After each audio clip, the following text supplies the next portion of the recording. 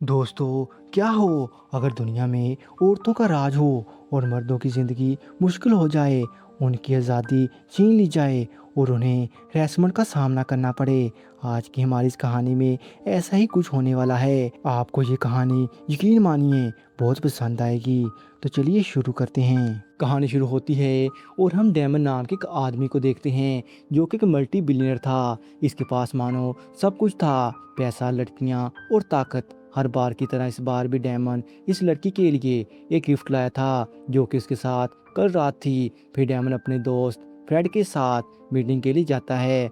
Daemon Atlas company का director था जबकि फ्रेड इस कंपनी का सीईओ। मीटिंग में डेमन और फ्रेड लुइस से मिलते हैं जो कि बताता है कि बोर्ड मीटिंग में मुझे बताया गया कि एटलस कंपनी में कोई भी क्रिएटिव डायरेक्टर नहीं है जो कि एक औरत हो। इस वजह से अब इसे किसी और कंपनी को काम देने का ऑर्डर दिया गया है। इस वक्त मैं तुम लोगों के लिए कुछ नहीं कर सकता, मेरे हाथ बंधे हुए हैं। डेमन अपने तेज दिमाग का इस्तेमाल करता है और लुइस को बताता है कि आपको किसी ने गलत इन्फॉर्मेशन दी है। हाल ही में मैंने एक औरत को क्रिएटिव डायरेक्टर बनाया है जो कि अपनी मेहनत और काबिलियत की वजह से इस पोजीशन तक पहुंची है। इसको एक्ट्रेस कंपनी का क्रिएटिव डायरेक्टर इसलिए नहीं बनाया गया कि उसकी हैसियत सिर्फ एक नुमाइश के तौर पर की जाए, बल्कि इसको काम करने की पूरी आज़ादी भी दी गई है। फिर मीटिंग ख़त्म होने के बाद फ्रेड डेमन से उस औरत का पूछता है तो डेमन बताता है कि वो आज शाम को ही एक औरत को हायर कर लेगा। इसने तो लुइस को राज़ी करने के लिए बड़ी बड़ी छोड़ी थी। इसी दौरान फ्रेड डेमन को बताता है कि वो अगले साल ही रिटायर हो रहा है और इस कंपनी का अगला सीईओ वही बनने वाला है और उसने डेमन को रिकमेंड भी किया है। फिर डेमन अपनी असिस्टेंट रूबी को कॉल करता है और उससे पूछता है कि एटर्स कंपनी में सबसे ज़्यादा काबिल औरत कौन है। तो रूबी डेटा निकालती है और रैंडमली एक औरत का नाम बोल देती है जिसका नाम था एलेक्स फॉक्स। तो डेमन बताता है यही बनेगी एटलस कंपनी की अगली क्रिएटिव डायरेक्टर। फिर रूबी एलेक्स के पास जाती है जो कि इस कंपनी में पिछले 20 सालों से काम कर रही थी। रूबी एलेक्स को बताती है कि उसकी प्रमोशन हो गई है और वह अब इस कंपनी की क्रिएटिव डायरेक्टर बन गई है। एलेक्स ये सुनकर इमोशनल हो गई थी। असल में उसने गिनीज के लिए एक टैगलाइन रिकमेंड की थी और उसे लगता है कि इसकी वजह से ही उसकी सिलेक्शन की गई है।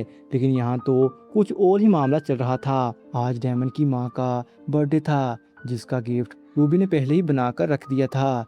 डेमन इसे लेकर अपनी माँ के घर पहुँचता है। घर के अंदर जाते ही डेमन देखता है कि उसकी बहन के बेटे खेल रहे हैं। फिर वो अपने डैड से मोम का पूछता है तो वो बताता है कि वो किचन में काम कर रही है। फिर डेमन किचन में जाता है जहाँ वो उन्हें बर्थडे विश करता है और वही गिफ्ट देता है जो वो उनके लिए लाया था। दूसरी तरफ एलेक्स अपनी बेटी को अपनी प्रमोशन का बताती है। एलेक्स एक सिंगल मदर थी और उसके हस्बैंड ने दूसरी शादी कर ली थी। अगले दिन जब डेमन ऑफिस में दाखिल होता है तभी उसकी मुलाकात एलेक्स से हो जाती है। एलेक्स डेमन को देखकर काफ़ी खुश दिखाई दे रही थी। वो डेमन को पहले जाने का कहती है लेकिन डेमन कहता है लेडीज फर्स्ट। डेमन को लग रहा था कि एलेक्स उसके साथ फ्लर्ट करने की कोशिश कर रही है। फिर डेमन कंपनी की रिसेप्शन में बैठी फेलिसिटी से बात करता है। तभी वहां पर फ्रेड डेमन को खुशखबरी देता है कि उसका प्लान काम कर गया और बोर्ड वाले हमारी कंपनी को काम देने पर राजी हो गए हैं। फिर डेमन अपने ऑफिस जाने लगता है। तभी हर रोज की तरह इसका रास्ते में लेडा आ जाती है जो कि इस कंपनी में क्लीनर का काम कर रही थी। डेमन इसे साइड करने के बाद अपने ऑफिस जाता है जहां रूबी उसे एलेक्स के बारे में बताती है। लेकिन डेमन कहता है कि वो कौन है। तो रूबी बताती है कि कल ही उसने उसे क्रिएटिव डायरेक्टर बनाया है। तो डेमन को याद आ जाता है। तभी वहां पर एलेक्स आ जाती है जो कि काफ़ी तैयारी के साथ आई थी। फिर मीटिंग में एलेक्स अपने आइडिया देने की कोशिश करती है लेकिन बार बार कोई ना कोई उसकी बात में इंटरप्शन कर देता है और सब मर्द अपने आइडियाज़ शेयर करने के बाद डेमन इनमें से ही एक को फाइनल कर लेता है। फिर मीटिंग ख़त्म होने के बाद डेमन के पास टॉम आता है और बताता है कि वो तो उसे क्रिएटिव डायरेक्टर बनाने वाला था तो उसने एलेक्स को क्यों बना दिया। तो डेमन बताता है कि एलेक्स को सिर्फ दिखावे के लिए बनाया है, असल में इस प्रोजेक्ट को तुम ही लीड करोगे। ये सब एलेक्स भी सुन लेती है और बताती है कि वो काफ़ी मेहनत के बाद यहाँ तक पहुँची है। तो डेमन बताता है कि तुम्हें तो सिर्फ औरत होने की वजह से ही प्रमोशन मिल गई, असल मेहनत तो मुझे करनी पड़ती है। 100 मर्दों से भी ज़्यादा बेहतर काम करना पड़ता है ताकि कोई मुझ पर उंगली ना कर सके। ये सब सुनकर एलेक्स वहाँ से जाने लगती है और कहती है कि वो एक रोबोट की तरह इनके इशारों पर नहीं नाच सकती। डेमन एलेक्स के पीछे जाता है और उसे अपने फैसले पर गौर करने का कहता है, लेकिन एलेक्स अब कुछ सोचना नहीं चाहती थी। डेमन कुछ लड़कियों की तरफ देखता है और उसका सर एक खंबे में टकरा जाता है और वो ज़मीन पर गिरकर बेहोश हो जाता है। कुछ देर बाद जब इसको होश आता है तो दो पुलिस ऑफिसर्स डेमन से पूछती हैं क्या वो ठीक है, बस लेकिन डेमन बताता है कि वो ठीक है।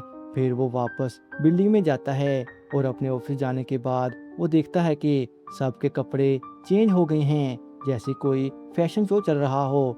डेमन रूबी को बताता है कि एलेक्स ऑफिस को छोड़कर चली गई है, इसने उसे रोकने की बहुत कोशिश की थी। तभी वहाँ एलेक्स आ जाती है और डेमन को कहती है कि ये तुम क्या बोल रहे थे, मुझे अपने ऑफिस को छोड़कर जाने की क्या ज़रूरत। डेमन ये देखकर हैरान रह जाता है। तभी इसका दोस्त फ्रेड एलेक्स के लिए कॉफ़ी लाता है और डेमन को बाहर ले जाता है और डेमन को बताता है कि उसे आज क्या हो गया है। वो इस कंपनी में पिछले 20 सालों से काम कर रहा है और अब जाकर उसको कंपनी का क्रिएटिव डायरेक्टर बनने का मौका मिला है, लेकिन डेमन कुछ समझ नहीं पा रहा था कि असल में चल क्या रहा है। फिर वो बिल्डिंग से बाहर आता है और टैक्सी लेने लगता है तो टैक्सी तो और चला रही थी। फिर डेमन घर पहुंचता है जहां वो देखता है कि इसका घर काफ़ी बदल गया है। इसकी फ्रिज में सब्जियां पड़ी थीं, मैगजीन में मर्दों की तस्वीरें थीं और टीवी पर मर्द अपनी आज़ादी मांग रहे थे।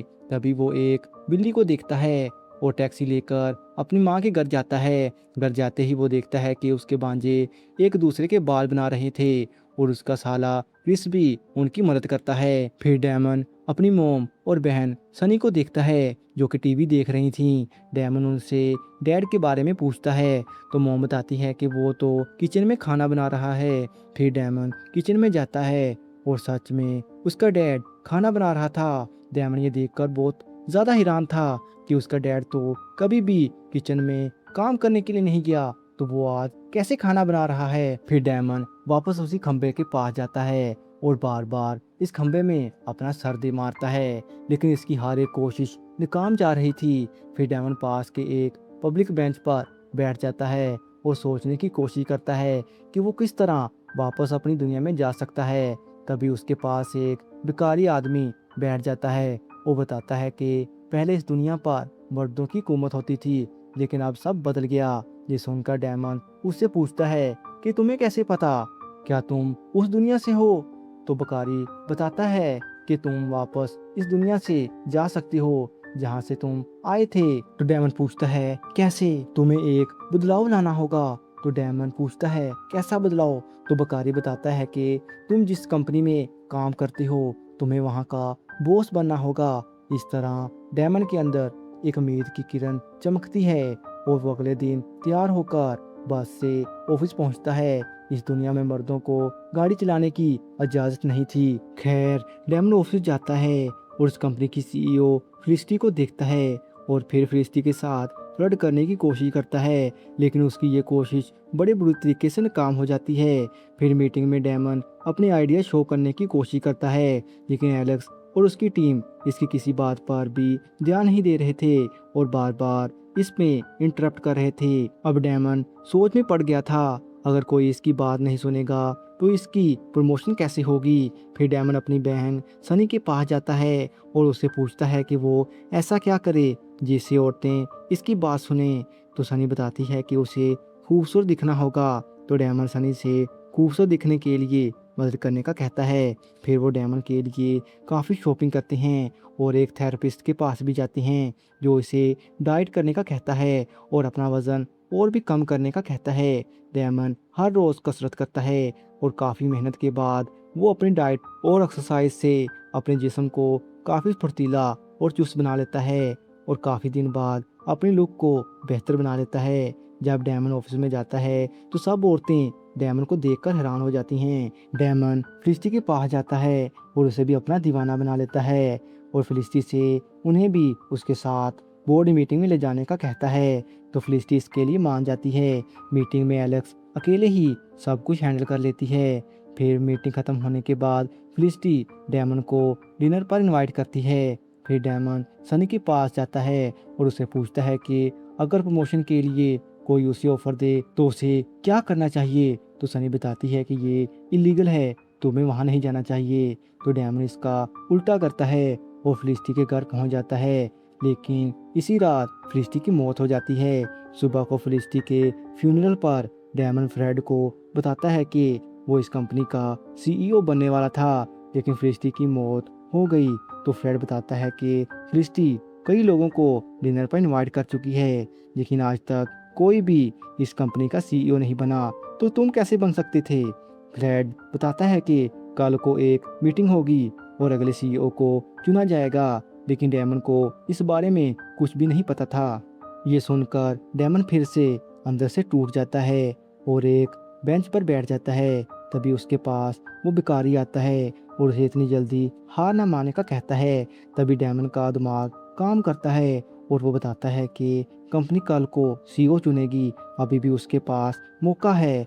फिर वो उस पैलेस पहुंचता है जहां वो मीटिंग होने वाली थी। डेमन लुइस से मिलता है जो कि इस घर में क्लीनर का काम कर रहा था।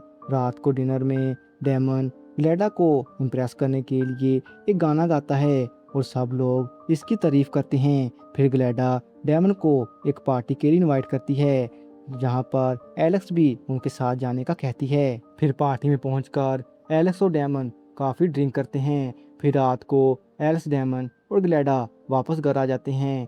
सुबह को मीटिंग में डेमन अपनी प्रेजेंटेशन देता है। तभी एलेक्स को फ़ोन आता है और उसकी बेटी का दांत गिरने की वजह से टूट गया था और कोई भी डॉक्टर अपॉइंटमेंट नहीं दे रहा था। तो डेमन कहता है कि इसकी एक दोस्त है जो कि शहर की बहुत ही ज़्यादा फेमस डॉक्टर है, मैं उससे बात कर सकता हूँ।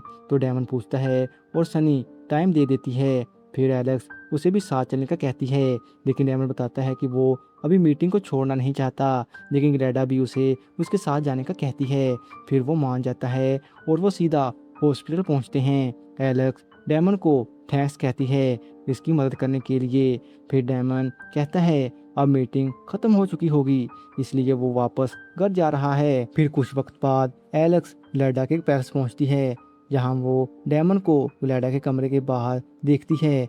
डेमन एलेक्स को देखकर वहां से भागकर एक कमरे में चला जाता है और एलेक्स भी अंदर चली जाती है। डेमन किसी भी सूरत सीईओ बनने का मौका हाथ से नहीं जाने देना चाहता था। वो एलेक्स को बताता है कि इसका सीईओ बनना बहुत ज़रूरी है। तभी दोनों फिजिकल हो जाते हैं। सुबह को डेमन एलिस को एक पेन गिफ्ट करता है। तभी एलिस को कॉल आती है कि वो अब एस्टर्स कंपनी की नई सीईओ बन गई है। ये सुनकर डेमन भड़क उठता है। एलेक्स डेमन को कंपनी से निकाल देती है। फिर डेमन अपना सामान लेकर ऑफिस से चला जाता है, जबकि एलेक्स सीईओ बनने पर सेलिब्रेट कर रही थी। डेमन काफी नाराज था और अब कुछ नहीं कर सकता था। वो अपनी माँ के घर जाता है और बताता है कि उसकी नौकरी चली गई है। क्रिस इसे बताता है कि मेरा एक दोस्त लॉयर है, वो हमारी मदद कर सकता है। फिर वो दोनों उसके पास जाते हैं। लॉयर डेमन को यकीन दिलाता है कि वो कुछ भी ऐसा बता दे जिससे वो एटलस कंपनी पर केस कर सकें।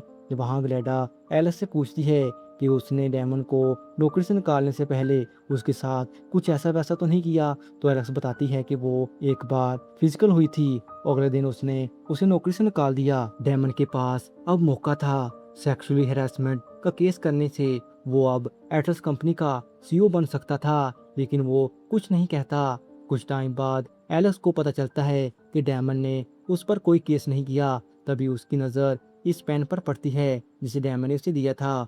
वो ऑफिस से निकलकर डेमन के घर जाती है और उससे पूछती है कि उसने केस क्यों नहीं किया, केस करने से तुम उस कंपनी के सीईओ बन जाते। तभी एलेक्स को कॉल आती है और उसे पता चलता है कि डेमन अब एटलस कंपनी का सीईओ बन चुका है। ये सुनकर डेमन एलेक्स को उसके पास आने का कहता है और तभी डेमन का पाँव स्लिप हो जाता है और वो नीचे गिर जाता है और फिर से बेहोश हो जाता है। जब इसे होश आता है तो वो खुद को वापस अपनी दुनिया में ही पाता है जहाँ मर्दों का राज था। डेमन वापस ऑफिस जाता है और रूबी से एलेक्स का पता मांगता है और सीधा एलेक्स के घर पहुंचता है और उससे माफ़ी मांगता है और उसे वापस कंपनी ज्वाइन करने का कहता है। एलेक्स कुछ शर्तें रखती है और डेमन साहब मान लेता है। एलेक्स पूछती है कि कुछ घंटों में ऐसा क्या हो गया कि तुम इतने रहमदिल बन गए।